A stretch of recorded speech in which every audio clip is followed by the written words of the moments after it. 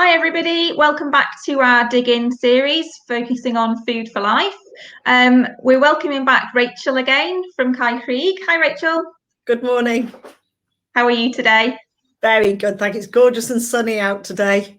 It is. It's beautiful spring morning and it's starting to warm up, which is absolutely fantastic. And we hope, fingers crossed, it's going to last into our bank holiday.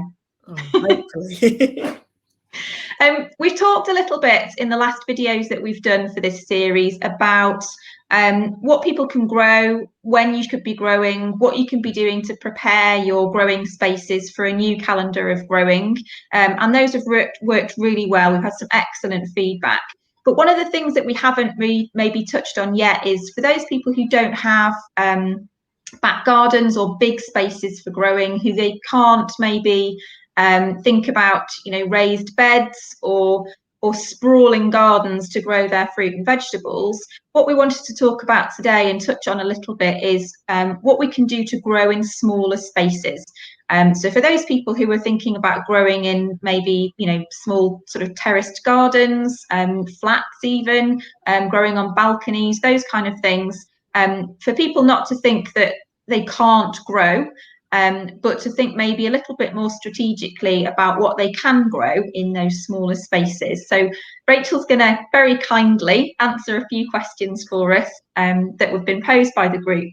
One of the things that we have been asked is what type of vegetables can you grow in small spaces? Because obviously some things are quite big and sprawling and maybe aren't suitable, but what would be the best types of things to grow in smaller spaces, Rachel? Okay, most crops you can grow in a pot of some kind, and so every situation is different. Obviously, small space, if it's just a windowsill, then no, you're going to be limited to quite a lot of things are going to go out. So you're not going to be growing your potatoes or your runner beans, your broad beans. If you've got a patio area, then yes, those things start to become more easy. So the first thing I always say to people is look at your space you've got and look at what you want to eat. So you want to be growing. So you've only got a tiny space. You're not going to be producing all your food for the year. Then you want to look at what's going to be either your more expensive crops that are a bit of a treat. So something like strawberries that are expensive to buy, or something that your family's going to get a lot of enjoyment out of and you're going to be eating, and things perhaps that have got a longer harvest. So if you're growing sort of up something like broad beans or something like that, you've got quite a few that you can harvest on a stem. Whereas you've got to think, but you've also got to limit yourself to number. One of the most common things that I find is people try to put too many things in a pot. So they sort of look at the space at the beginning and they think, well, I've got a good 30 centimetres of soil here. And instead of just putting sort of one plant in there because it's going to grow big, they sort of fill it. And then they have to get one bean off each plant, but they think it's worked really, really well. And what they don't realise is if they just put one plant in, they'd probably get double the amount of beans. Yeah. So really learning about the size you've got, and there's loads of information online about how much room a plant needs. And what I would say is it becomes really important in a tub or a container, because there's a very limited amount of space for those roots. They've only got the nutrients you put in there to live off. They've only got the water you put in there to live off. And that little bit of soil is it. So if you put too many plants in, then you get problems later on. Okay. Well, I think that's really useful to know, because I think if you've only really had experience maybe of, you're new to gardening and you've previously done things like potted up, plants for your patio, etc., then you do cram them in, don't you? But it's a very different mentality. And it looks great for the first few weeks. You've got this lovely pot with lots of greenery, and it looks far better than if you just put one in. It's just as the season goes on, they start to stress. They can even just die because they're too close together. They all give up. Yeah. So it's being very disciplined and just putting the right number in that's so important. Absolutely. So how important is it then for our planning when it comes to smaller spaces? I know we've talked previously in the last video around the importance of thinking about what you want to grow throughout the year and being quite strategic about how you plant. Does that make it, or is that much more important when you're growing in a smaller space, do you think? is, but what I would say, first of all, I've seen loads and loads of posts from people recently getting very stressed about planning and saying that they hate planning and that it's taken the edge off their growing experience. And the thing is to remember, it's meant to be fun. So if planning's not your thing, you don't need to. If you want to get the most out of your space, then planning's going to help that. That's how you're going to make sure that if you've got one small tub, it's in production all the time. But if you don't want to plan and you find the whole thing of trying to predict when that crop's going to come out and the next one's going to go in, then ideally you can use something like a cut and come again crop like lettuce, which you can just keep picking leaves off and it'll go on for 6 to 10 weeks like that. And you can just keep harvesting and you're not got to worry about what's coming next. And if you're happy to just have one season of growth, then that's perfectly okay. Planning's just a way of making sure that you've got the maximum, and nobody has to have that. That's just something to work towards if you want to. But yeah, if you do sort of feel you want to make the most of those tiny spaces, then, for example, if you were growing something like beetroot that's going to be approximately 12 weeks from when you sow the seeds to when you eat them, then you could look at your pot and you could either sow directly, and then whilst those are growing, maybe 6 weeks in, start some off in another smaller container to pot out, so some little modules or plant pots. Then you can keep your pot going for longer. So the day you take those beetroot out, you can put some more in. Yeah. Obviously, your soil will get depleted quite quickly. So because the first crop's going to take out the food. So topping it with a bit more compost or feeding that soil in some way is going to be useful if you're going to keep using the same. Okay. If you're harvesting, you could actually replace your compost, but you can usually get 2 to 3 uses out of compost, depending on what the crop is. It's a growing medium at the end of the day. It's there to support the roots, and we can add the food to it. So we can put all sorts of things in, like a top layer of compost with new nutrients in. We can have some manure that was mixed in at the point of planting, and that can keep us going for a whole season.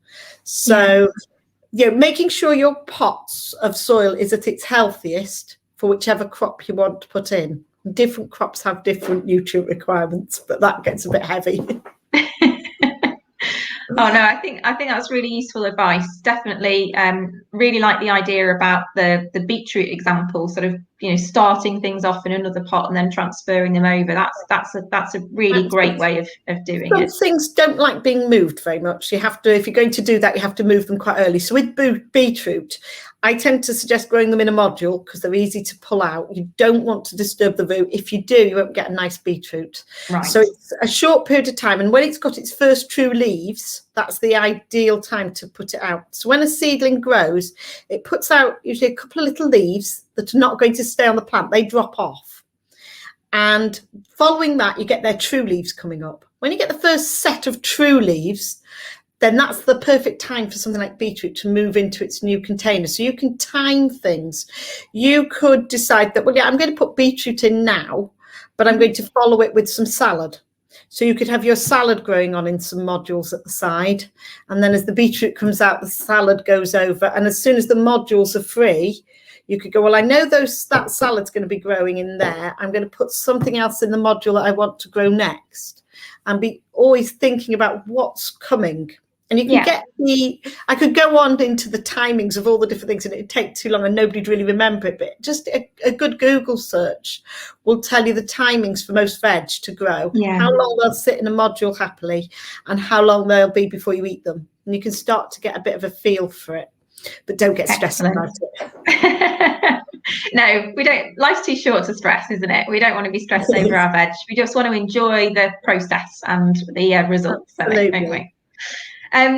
What about how people can kind of maximise growing in smaller spaces? So if you've not got much in terms of floor space, how else can you maximise? I've heard a few people talk about vertical growing as well. Is that something to look at? Absolutely. So if you've got limited space on the ground, if you've got a crop like runner beans or even something like squash that you can train upwards, if you can put trellis against your walls of your house and put your part of the base fit, you can grow upwards. You can use pallets and try and put things that are going to clip over the different rungs in a pallet to just give yourself a little bit more growing space going up. You've got crops that you can look at that naturally will grow up, or things that you have to tie in. So something like a runner bean or a climbing French bean has little tendrils that will it'll grow round. Peas send out little things to grip. They will naturally go upwards. Other crops, you've got to put a bit of work into. Something like your squash, you just need to feed them through and help them grow upwards. But again, it just means that you can put them into a smaller space. Yeah. So if something like a squash was growing on the floor, it's going to be sort of a metre, maybe more, around it between crops. But you've only got maybe a foot-sized planting container. Then you just put one plant in there, and then you can allow it to green. Now, if it trails off the edge of the pot onto the floor, you're going to be treading on it, tripping over it. Slugs and snails are going to be a bit of a happy bunch. Get them up a wall. You've increased how many fruits are going to grow, and you've kept them safe as well. So, yes, certainly taking advantage of some height is good. Brilliant. Are there any kind of, should we be focused more on maybe quick crops then, do you think? Or what we sort of talked earlier about, the kind of rotating things, is that a better option? Yeah. In terms of whether you choose to have something quick or not, often depends on just simply how quickly you want to be eating this stuff. Maybe you're thinking, I might be going away in the summer and I don't want to be trying to water pots. I just want a quick harvest now. So you've got, it really is up to you. You can have something like salads, radish, things like that, really quite quick. Even you can get varieties of things like turnip that are really small and sweet and fast growing. They can be ready in 5 or 6 weeks' time from sowing. And they're brilliant for children. There's a lovely variety called Snowball that you can sow. 5 to 6 weeks later, you're eating them. And they're like little apples, little white crunchy apples. And they're really sweet. And they're a lovely one, as I say, to do with children, because they've not got to wait too long to see the results. Radish, salad leaves, they're all things you can munch very quickly.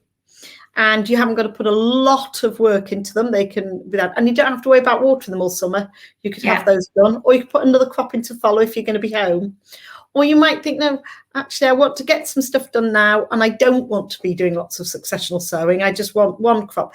And that's where your things like your runner beans or your climbing French beans, something where you can be picking for a long period of time. Courgettes, where you can be getting 2 or 3 courgettes off a plant easily in a week. And you can click one of those in a 30 centimetre square. And that's highly productive. You need to make sure you've got lots of nutrients in your pot. But, that's something that you don't need to do lots of work with. So it's really up to people what they want to grow. And as I said, there's lots of information online. Or they can message me at Cae Rhug and we can talk about it. But there's lots and lots of choice. Most things will adapt to pots, some better than others. But it's up to the individuals to choose what they want, and then maybe just have a little bit of a Google search, see what is going to be happy and what space it requires, and not go too mad. Don't bite off more than you can actually keep watered, because pots dry out so fast.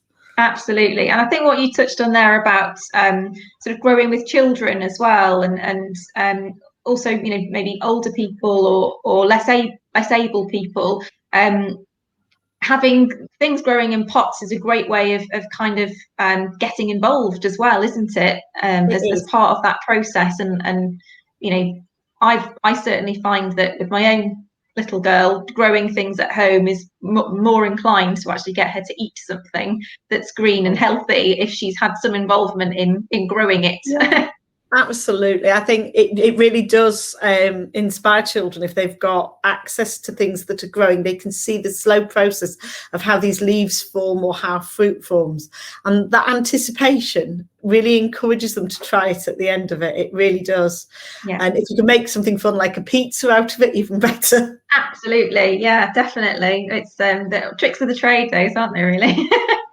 In terms of container growers, for anybody who has sort of needs a little bit more additional help in how they're accessing their vegetables and things, pots are brilliant because it can be moved up onto a surface and it can be altered. So if you've got a trough, it can be changed. Whoever needs it, it can be really, really adaptable. So you can put it on a picnic bench, you can put it down low, put it up high, and you can also move them out of the wind. So you've got really bad weather coming in, and you can just say, well, I'm going to move that round the side of the house for a few days and bring it back when the weather's a bit better. You can start things in a much more shelter. You might have them in a greenhouse to start with, and then move them out into the garden as the weather improves. So pots give us quite a lot of flexibility. Yeah, brilliant. And I think that the last thing we want to touch on is coming back to the kind of pots and the containers. I guess what we don't want to do is make people think that you need to go out and spend a fortune on pots and containers to grow in. there's, I think, quite a trend for people to be repurposing things, and certainly that's very much in line with the Outside Lives way. What kind of things make good containers for you to repurpose? Things that you maybe might have at home, around the house, or in the garden, do you think? A lot of different things can be used. The things to be looking at is, obviously, the bigger the item is, the more root space there's going to be for the vegetables. So if you've got an old bucket or anything like that, making sure it's got drainage holes is one of the things that's can't express how important that is.